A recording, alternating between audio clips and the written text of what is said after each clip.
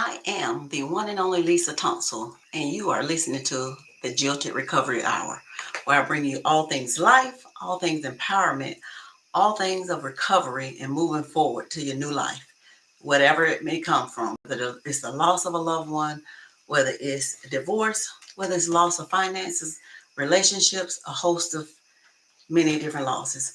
But today I come to you with sad news. I heard of this story a few weeks ago about this pastor who was shot at a bar, Pastor Ricky Floyd.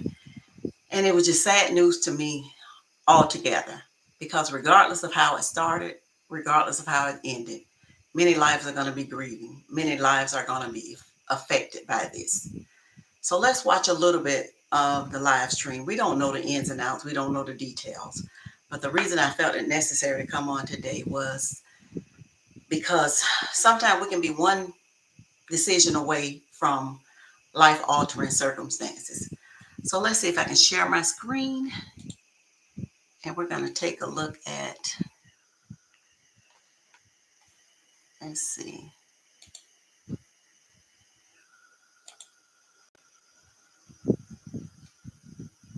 Let's play a little bit of this.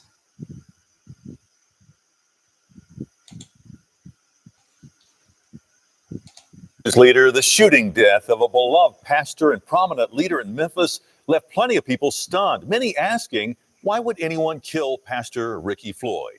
Well, tonight, only on News Channel 3, video showing a portion of what happened the night Pastor Floyd was shot to death. Good evening and thank you for joining us. I'm Greg Hurst. Hi, I'm Stephanie Skurlock. WREG has viewed the video provided to us by the attorneys of the woman charged with shooting Floyd. We have carefully considered the weight of what's shown and the sensitivity to all involved in this tragedy. But we also believe it's an important part of the story and one you deserve to see. Here's WREG investigator April Thompson. Plenty of speculation surrounding the shooting of Pastor Ricky Floyd outside Mama's Bar and Kitchen March 12th. Phone video captured what appears to be some of the final moments of Pastor Floyd's life. It shows the Tahoe truck he is in putting on brakes, Pastor Floyd getting out, walking toward the person shooting the video as they yell to back up. I'm backing back 3 times now. When I do that, you know, back the up. Back up. Then the video drops out. WREG sat down with the attorneys for some. Now, regardless of how this happened, this whole thing is just sad. You know, you hear the young lady telling him to back up and you see him allegedly walking up aggressively. So regardless of how this happened, this is just sad for everyone involved. And, you know, it just goes to show in life, we never know what may happen when we make certain decisions.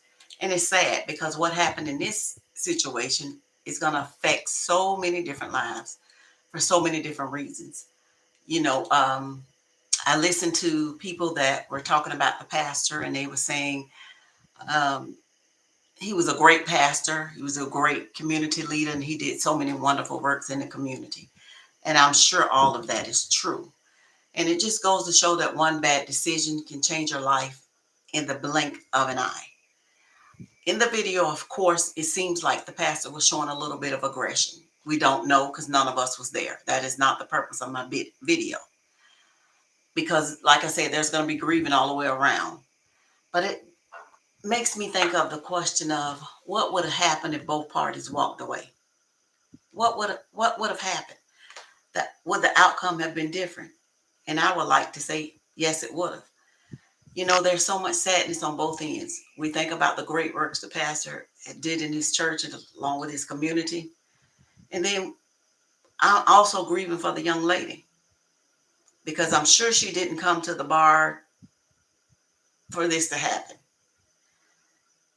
I'm sure her fear probably got the best of her. We don't know what would have happened if not. But they showed a video of her mom saying she believed her daughter's fear took over and fear may have led to the shooting. And regardless of what led to the shooting, regardless of what led to the pastor getting out of his vehicle, regardless, it's sad. It's grieving on every end.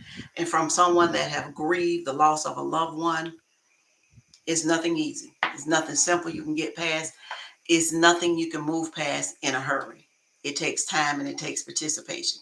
So I'm going to get back to the video so we can see what the actual lawyer said about the events that led up to the young lady shooting this pastor. Samantha Marion, charged with shooting Pastor Floyd to death. They say the video speaks for itself. The video does not capture the gunfire that would have taken place probably maybe 3 or 4 seconds later, but it clearly shows him approaching her aggressively after being told several times to stop and that he should not be, walking up on her like that. Keith Perry says his client, Samantha Marion, was behind the camera shooting the video, and it came after Marion and a man she had met that night got into a heated religion discussion with Pastor Floyd inside the bar.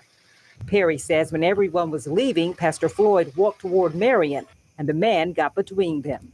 He stands in front of Reverend Floyd. He's knocked to the ground by Reverend Floyd, and when he does, the back of his head hits the pavement, and he becomes a little stunned or dazed. Reverend Floyd then takes the telephone of Miss Marion, and he throws it to the ground, and he hurled a couple of insults or what have you, and then starts to walk off.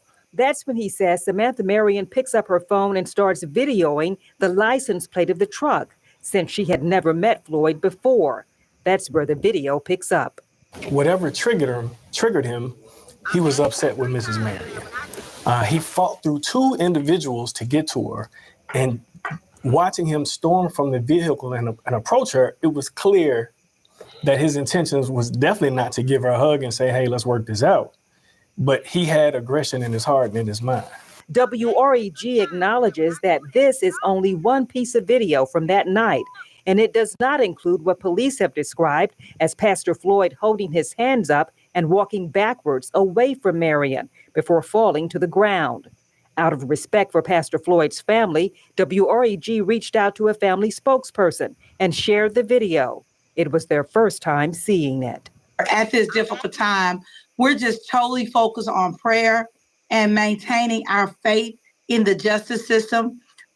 We trust that it will fulfill its purpose and provide us the answers and the accountability that is essential right now. But Marion's attorneys believe the video shows their client was defending herself, and that should have been taken into consideration when she was in jail 7 days and given a $100,000 bond.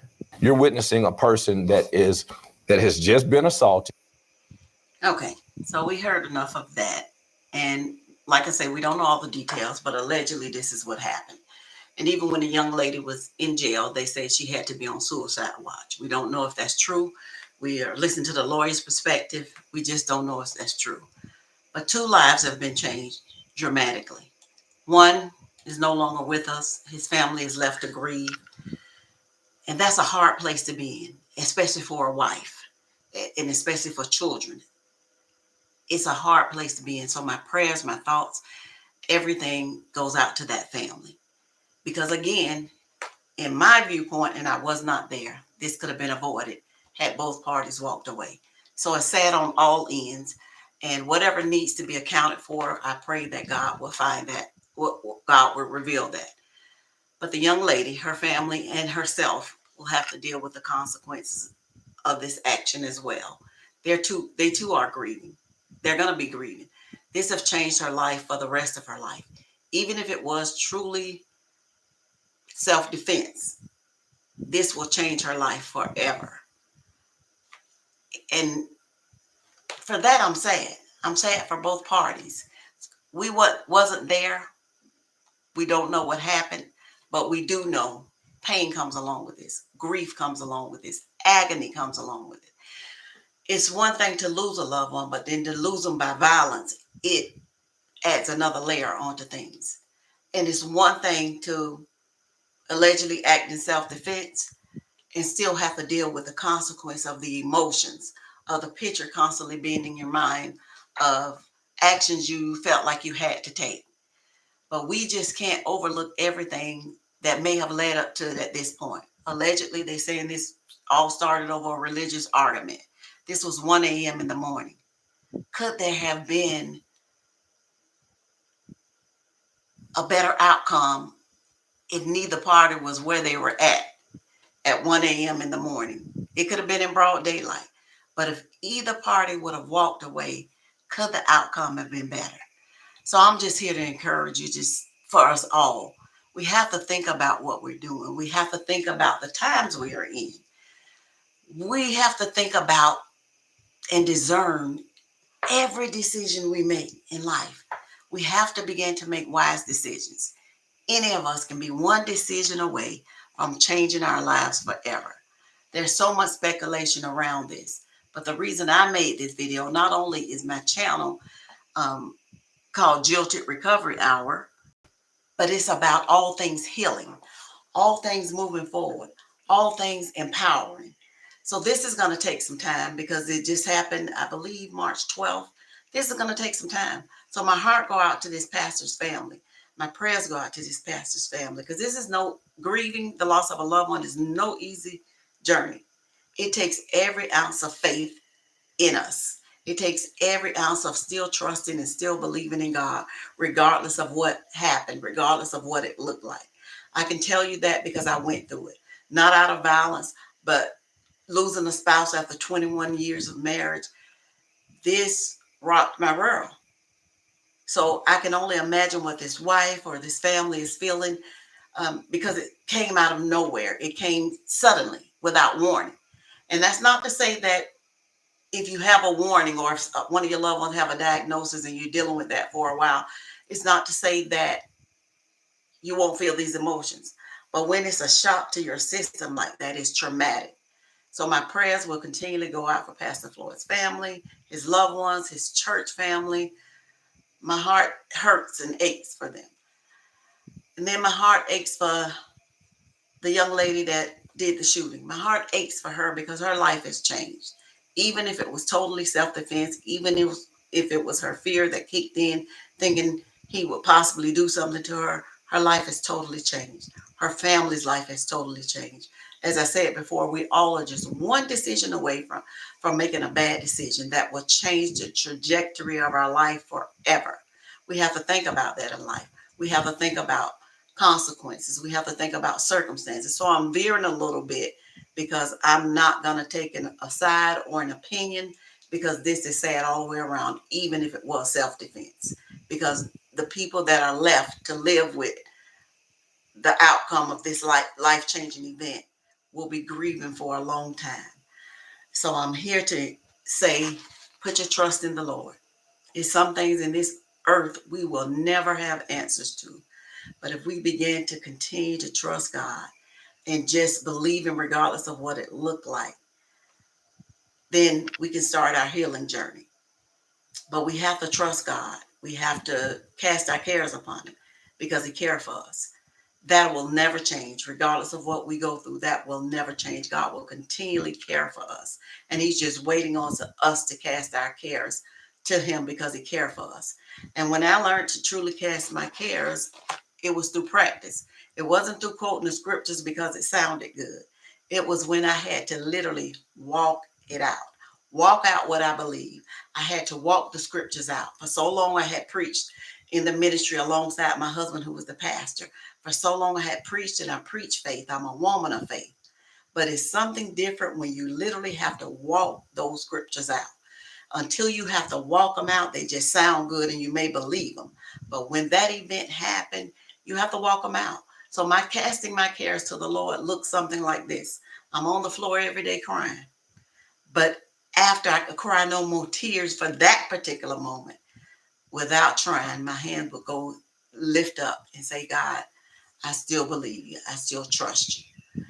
So casting my cares was a daily practice. I kept quoting the scriptures back to God until it lined up in my spirit.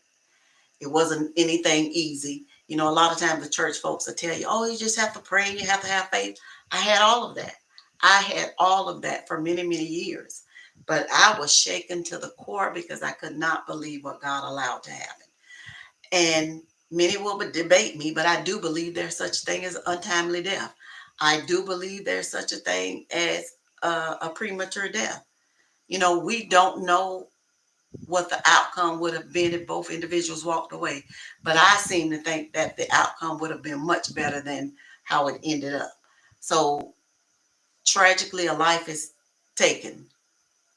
And on the flip side, tragically, another life is taken. Because this young lady will have to deal with lifelong trauma because of this. So I'm not taking a side either way. It's sadness all the way around. But I'm here encouraging each and every one of you to still trust God. Trust God. But more than ever before, begin to seek God, even about your surroundings, about where you're going, what you're doing. Is it the best decision? Let me give you a little testimony. During COVID, I had went a year and something didn't have COVID, didn't catch COVID. My family was going on this trip. Everything in me said don't go on this trip. Nothing was bad about the trip. It was a family trip and everybody was looking forward to it.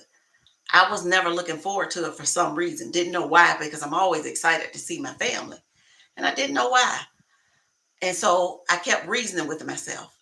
It's as if God was putting in my spirit, it's not, although this is not a bad thing, this is a good thing. It is not time for you to go. And I kept going against that. My mom would call me and say, I really want you to go because I want the whole family to be there. And so I wanted to be there to help get my mom there.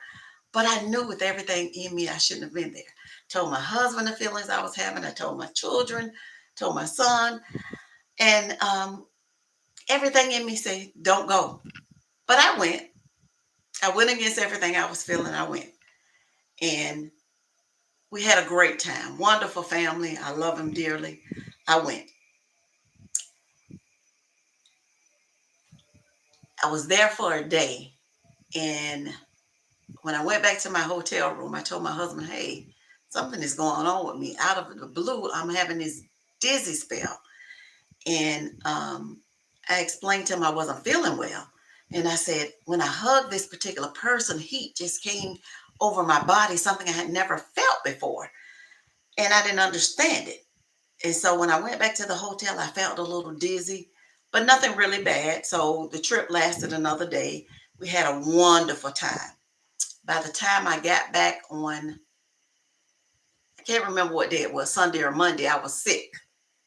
I was sick and I was in urgent care. And because of what was going on with me, the pain and my symptoms, they suggested I go to the emergency room. So I went to the emergency room. And when I went to the emergency room, the lady said, I know your symptoms, but I just want to check and see if you may have had gotten COVID.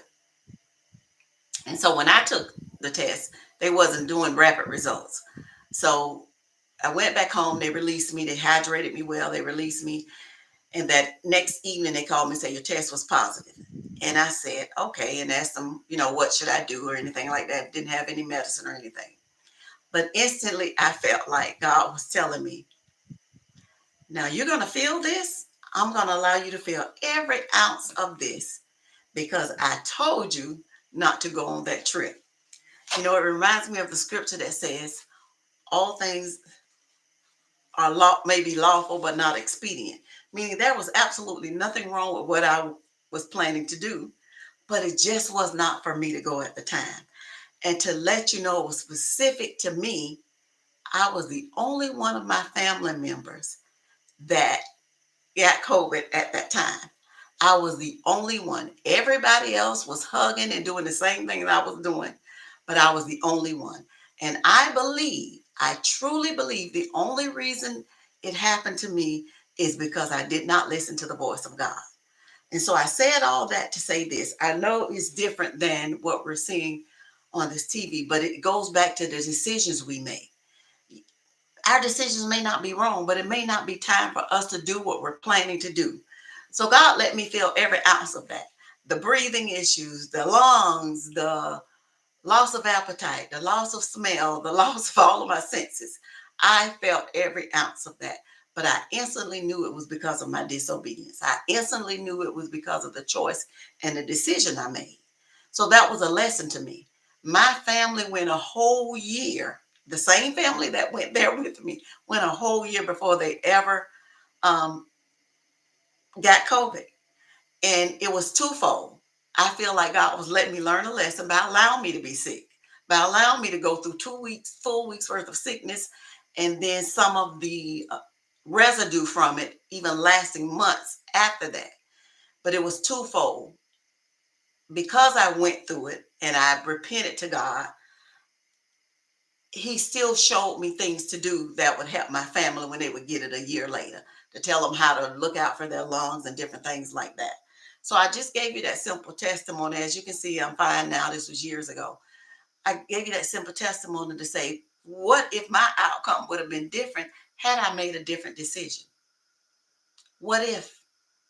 So we have to think about the decisions we're making in life.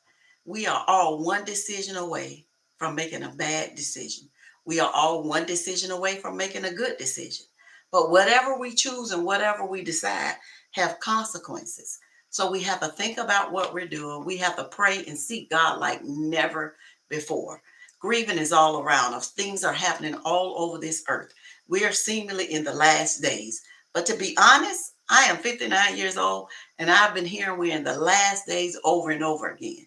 But I changed my stance on that years ago. Somebody is always in the last days. So that's why we have to live as if our life depend on it. That's why we have to trust God like never before and be in tune to his voice. We have to ask him to let us to discern the time, the seasons, the things we want to do in life. We have to be able to make good, sound decisions.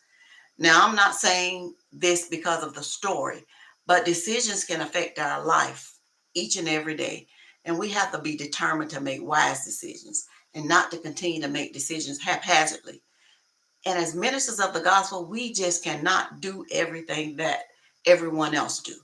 I'm not saying this to say this is why his outcome was like this, but I know for myself, it's been times that it's been unpopular to people that love me if I decide not to do a certain thing, but I have to answer to God. So I cannot go everywhere. I cannot do everything if I want the best outcome for my life. So I'm encouraging you today to seek God in all our ways because he promised he'll direct our path. And I just believe him and I know it to be true in my life. Anything I've asked God for, if I really prayed and waited on his directions, the outcome is always better than I planned it.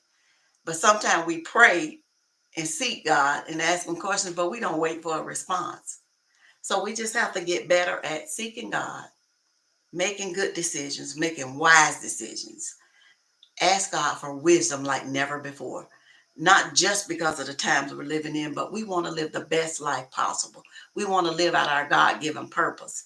And we don't want to experience anything like this. And so as I get ready to end this live stream, my prayer is that God will begin the healing process to both of these families, to everyone that's affected, and even the church family. Grief is a hard thing to get through, but with God, all things are possible, and you can get through it. So until the next time, I pray for your healing. I pray that God begin to minister to you like never before. Until the next time, be blessed.